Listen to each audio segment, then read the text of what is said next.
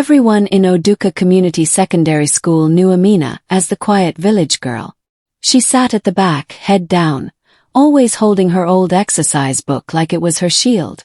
Her uniform was neat but faded, and her sandals had been repaired more times than she could remember. She spoke only when spoken to, and even then barely above a whisper. On the other hand, Kola was the boy everyone feared. Loud, proud, always causing trouble.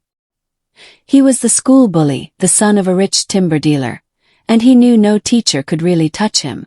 Students moved aside when he walked past, and teachers sighed when they heard his name. That morning, punishment brought them together. For fighting in class, Kola was ordered to sit beside Amina, front row under the teacher's eyes. When he dragged his chair next to hers, the class went silent. Amina's hands trembled. She had never spoken to him before. Neither of them knew that one punishment would change their lives forever. Amina could feel Kola's presence like heat beside her.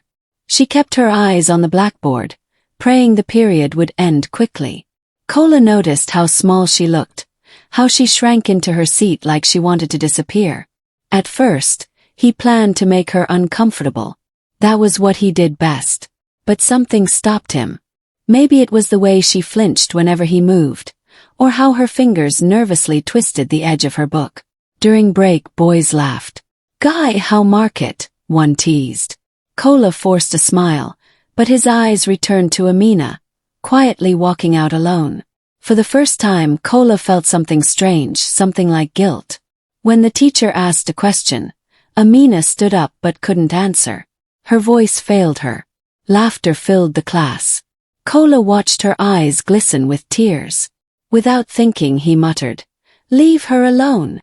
The room froze. After class, Amina whispered, "Thank you." It was the first time anyone had thanked Kola for kindness. He shrugged. "Don't think too much." But all day, her soft voice echoed in his head. Kola followed Amina home one evening, at a distance.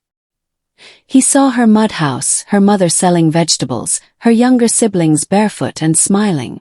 That night, Kola couldn't eat his dinner. The image of her life clashed with his own comfort. For the first time, he wondered if strength was really about fear. At school the next day, Amina smiled at him. And that smile unsettled him more than any punishment ever had. Students began to talk. Why is Kola always quiet now? Why does he sit with that village girl? Amina heard the whispers. Fear returned. She didn't want trouble. Tradition, poverty, and pride had already taught her to stay in her place. But when the teacher said, "You two will continue sitting together," Kola looked at her and said softly, "It's okay. I won't hurt you." She believed him. And that belief would cost them both dearly. Watch out for the continuation. Don't forget to tell me what you think will happen next in the comment section.